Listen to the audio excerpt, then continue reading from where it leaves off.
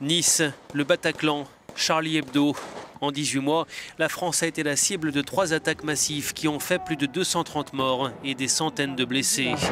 Des attentats à chaque fois revendiqués par des groupes djihadistes, l'État islamique en tête, qui a attiré plus de 1000 Français partis combattre dans ses rangs en Syrie et en Irak.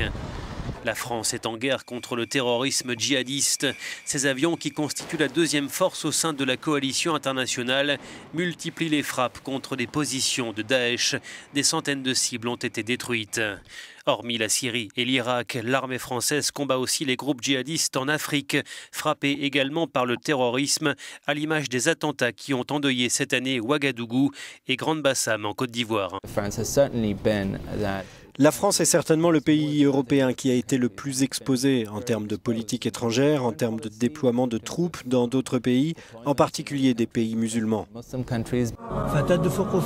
Pour cet expert, les attentats menés en France sont motivés par la haine d'un pays accusé par les djihadistes de propager une forme d'islamophobie.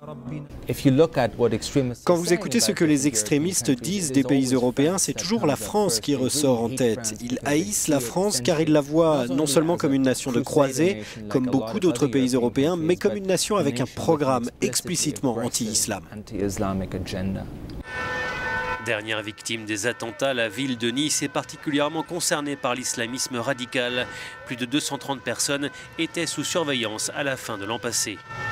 Le département des Alpes-Maritimes est l'un des premiers pourvoyeurs de djihadistes en France.